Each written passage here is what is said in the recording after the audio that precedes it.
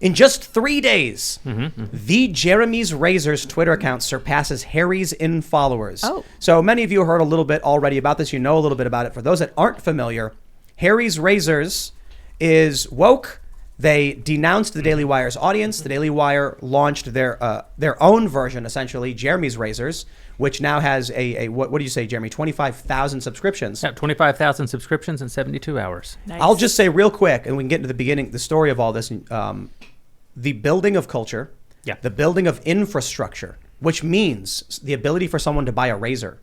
You know, people watch Netflix because where else can you go? Well, now the Daily Wire's got something. People buy Harry's razors because, or Gillette because they need razors. And these companies are investing your money in things that you don't value or in people that hate you. So what the Daily Wire is doing is profoundly important. Many people are doing it, but you guys seem to be leading the charge. So Jeremy, do you want to tell us just a bit about how this started? Yep. Your position and where you're at?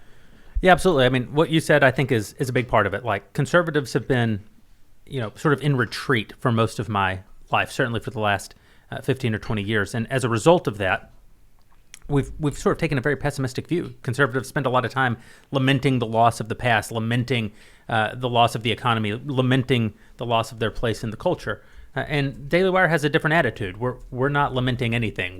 We're happy to be alive right now. Like, I'm glad that we live at a time where black people can drink from the same water fountains that I do. I'm glad, whatever a water fountain is. I mean, I guess they can drink from the same water bottles that I can. And I'm glad that we have penicillin. Like, there's a lot of that's great about the modern age. What I want to do is take the great values that were established and worked in the past, learn from the past, and build on a foundation. I want to be proactive. I want to be optimistic about the future. I don't want to lament the past. I want to build the future. And so when someone like Harry's virtue signals publicly and attacks my business, I want to build my own business. Like, conservatives deserve razors too. And I think that it's an important, the left, these world corporations, they think that they can sort of rip the culture in half and not pay any economic consequence for it. So I want to rip the economy in half. I want to say, no, if you can't just alienate 50% of the audience, of the people in the country, and still expect them to buy your goods and services, they should buy their own goods and services. And that sounds like I'm saying that I think we should be further balkanized, that I think that we should be further divided. I do in the short term, but I don't in the long term. I desire a country where we're all citizens together, where we can embrace disagreement, where we can embrace political processes. I just think things are so out of alignment right now that to return to a place like that, you have to create economic incentive. Yeah. And the only way to create economic incentive, it's not with temporary boycotts, it's not with complain culture online, it's not with doom scrolling, it's with actively building things that now require companies like Harry's to compete for our business. Exactly. Competition. So did Harry's have any wind of what you guys were planning on doing? Or do you want to just give us the quick version of the story for anyone who doesn't know? Absolutely. So one of the people who works for me, a peon named Michael Knowles. The worst. I know none of you have ever heard of him. Who has? Yeah. Michael was on a podcast with another of our hosts, Candace Owens, but it was not a Daily Wire podcast.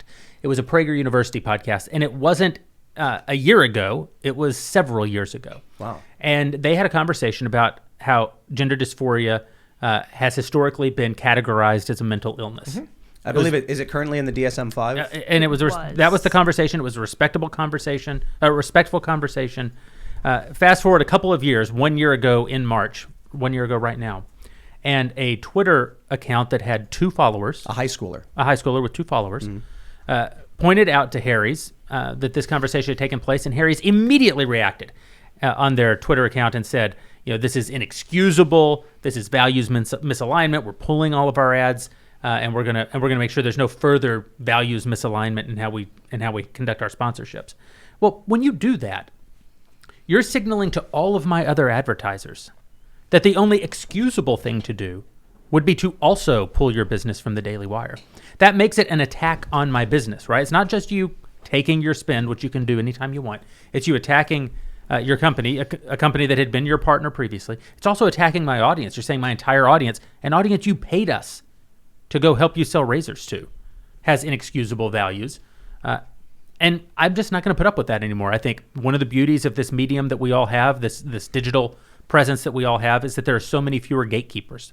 I don't have to make the radio syndication network happy. The radio syndication network wants you to just take cancellations laying down because they have other shows. They don't want to get into a war with the advertisers. But, with your show, with our shows, we're still going to have the same number of people watching tomorrow. No, whether Harry's Razors advertises with us or not. So why wouldn't I embrace that freedom? Why wouldn't I use that same amount of time that I used to spend telling people to buy Harry's, which, by the way, Harry's is a great razor. I was proud to tell people to buy Harry's. I was proud that we supported the work that, supported their product. But they don't want my audience to buy their razors, clearly. So I'm going to spend that same amount of time telling my audience that Harry's doesn't want their business, and I do. And you're going to make more money. Do you ever think that adding like an extension to the handle of the razor would be good so you could shave your back? Yeah, absolutely. That sounds dangerous. Yeah, it could be. Yeah, a little bit. Maybe put a warning label Do you have on back it. shaving well, problems? that would do it. No, but just thinking for the future. Yeah. Just in case. A back shaver? We all have back shaver problem. Back shave at some point. Like we may not have them today, but the day is coming. That's right. Yeah. So where are you at? Can you mention how many subscriptions? 25,000 subscriptions we've sold in 72 hours, which makes us the dog who caught the car. I mean, for us, the commercial was everything. And this is what I told my team all year. We were sourcing razors. We were mixing up shaving creams and seeing if we liked them. And what was important to me, though, was whether we ever sell a razor or not, the commercial has to be a statement about the Daily Wire. It has to be a statement about our brand. It has to say that we're proactive, that we're having a good time, that we're looking to the future, that we're not going to take cancellations laying down. It has to remind our audience what we are and what we stand for. If we happen to sell any razors, it'll just make the joke that much funnier. Well, now I'm the dog who caught the car. I have an actual business now. I have to stand up over the next 2 weeks to make sure that we can keep up with the demand that's out there for these razors. Is it that a year ago, I just want to get the timeline accurate. Yep. A year ago, they pulled the ads. A year ago, they pulled the ads. So you've been in the process this last year, building everything. And how long did it take to produce the commercial?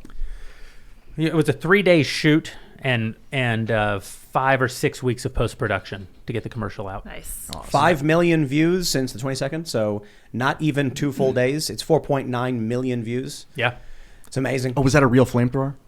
It's a real flamethrower. Beautiful. It's not the smartest idea I ever had to fire a flamethrower in my office, but it's definitely the most badass. And idea. that's Elon's, and it works. Right? Selling razors. The Boring Company. Yeah, is it made by the Boring Company? It is the Boring Company flamethrower. Okay, yes. you had to. Jeremy You had to. Boring I had fired to the ask. Boring flamethrower at Gillette and Harry's. It was not boring. Oh, that's Amazing. awesome. But Do you believe in synergy, like in divine interconfluence and things? I definitely believe that if Elon Musk will retweet my razor company, I will sell even more bajillions of razor blades. Yeah. I'll actually, this will be the most kiss-assy thing that I say on the show. Elon Musk is the greatest living American. He's the most important person in the country because he has an affirmative vision for the future of the country. I don't know his politics. I'm sure I disagree with him on 50% of everything, but that's a guy who has a vision for what we can be tomorrow.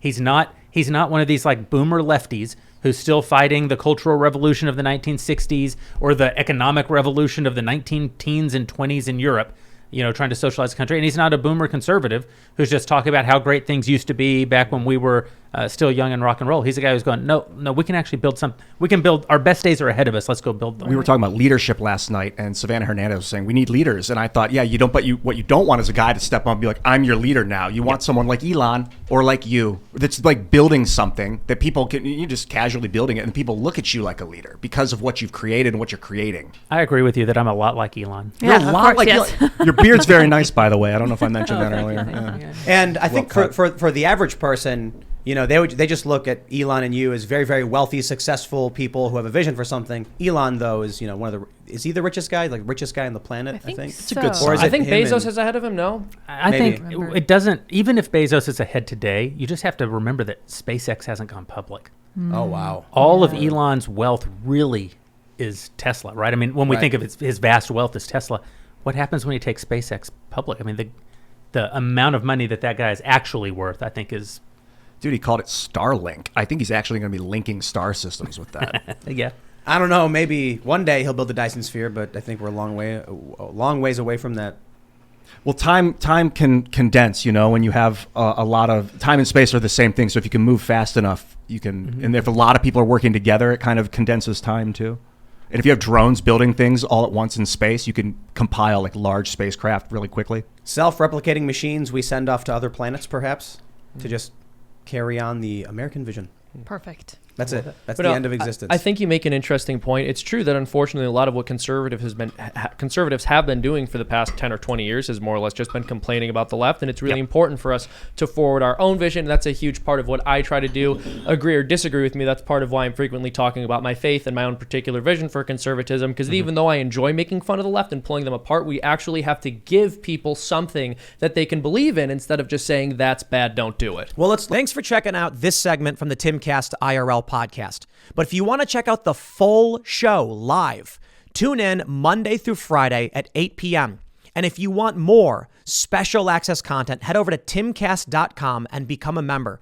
Your membership helps sustain this company, keep our journalists employed, makes this show happen, and you will get access to exclusive members-only segments of the Timcast IRL podcast, and there's a massive library to check out. So again, go to timcast.com or tune in Monday through Friday at 8 p.m., and we'll see you all there.